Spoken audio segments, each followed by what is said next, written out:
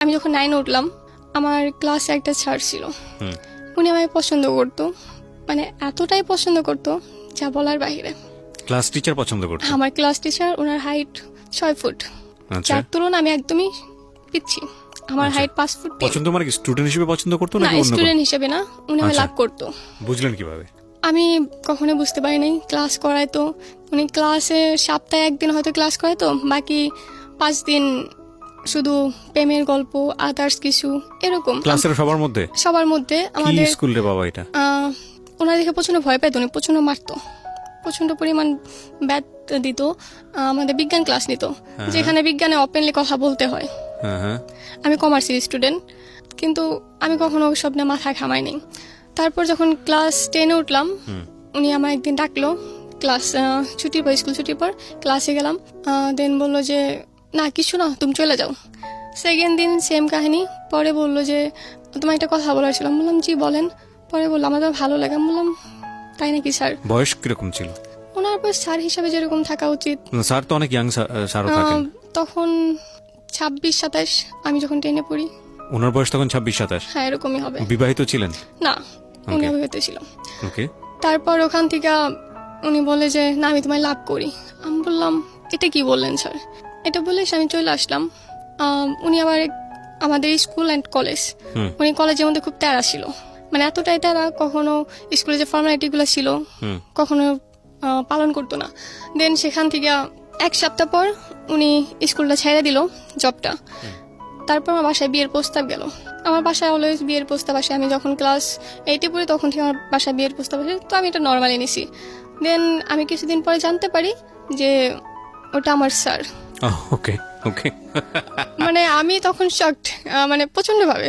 আমি বললাম যে এটা কিভাবে সম্ভব, যে স্যার কিভাবে একটা স্টুডেন্টের সাথে বিয়ে করব, আর আমার স্যার হয়, তাকে আমি কিভাবে আমার বর হিসেবে মাইনে নিব? এটা আমি কোনোভাবে অ্যাকসেপ্ট করতে পারি না। দেন ফার্স্টে আমার বাসা তেমন রেসপন্স করে না, কিন্তু কিছুদিন যাবার পর বাসা থেকে পুরা পাগল হয়ে গেল ওই ছেলের জন্য। এত শিক্ষিত একটা ছেলে, তখন বিসিএস এ এক্সাম দিবে, এখনো দেয় নাই।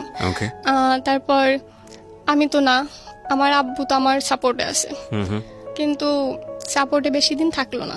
হঠাৎ করে আমার আব্বু চেঞ্জ, তাও তখনও ছিল না। তো আমার নানা তখন অসুস্থ, আমাদের বাড়িতে এসেছিল। তো আমার নানার খুব ইচ্ছা ছিল যে আমার বিয়েটা দেখে যাব। সেই তুলনায় আমার বয়স খুবই কম, বিয়ের বয়স। হ্যাঁ, এর ভিতরে আম্মা আমার সাথে যাতা ব্যবহার করা শুরু করলো।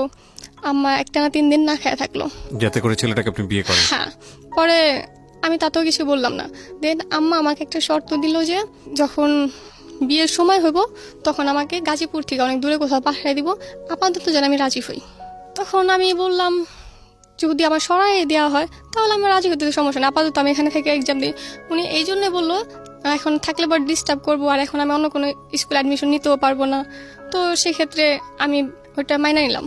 দেন ওখান থেকে আয়সা, মানে ওর বাড়ির লোক, স্যারের বাড়ির লোক আয়সা আমার আংটি পরাইলো। আচ্ছা। আংটি পরানোর পর আমার স্কুলের কিছু ফ্রেন্ড ছিল, তানিয়া তো মাস্ট বি ওখানে ছিল, আরো 2টা ফ্রেন্ড ছিল। আমি সেদিন জানতাম না যে আমার সাথে কি হতে যেতেছে। তো তানিয়া একবার বললো যে আজকে ওর বিয়ে। তো তানিয়া যা বলে আমি তাই করি, আমি ওখানে কখনো নাক গলাই না। তো যাই হোক, সেখান থেকে আংটি পরানোর পার্ট শেষ হলো। হ্যাঁ, তারপর বিয়ের দিন ঠিক করবে, তারা খুব তাড়াহুড়ায় আছে। এখন আমি তো আর রাজি হইতেছি না, কারণ আম্মা আমার একটা শর্ত দিছে যেটা আমি জানতামই না। তো তার মধ্যে আমার বার্থডে হলাম 17 তারিখে। আচ্ছা। তো আমার বার্থডের দিন আমার এক্সাম ছিল। আমি সেদিন দুপুর 12টার দিকে চলে আসি বাসায়, যেহেতু সকালে এক্সাম ছিল। বাসায় চলে আসি, আসার পর আমি প্রচন্ড টায়ার্ড।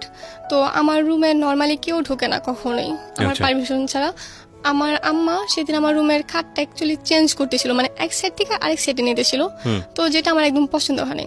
তো আমার ছোটখাটো যে কোনো ব্যাপারে আমি আব্বুকে শেয়ার করি, আব্বু আমার জান, আমি আব্বুর জান, এরকম একটা ব্যাপার। তো আমি সাথে সাথে আব্বুকে ফোন দিলাম। ফোন দেওয়ার পর আব্বু ফোনটা ধরতেছিল না।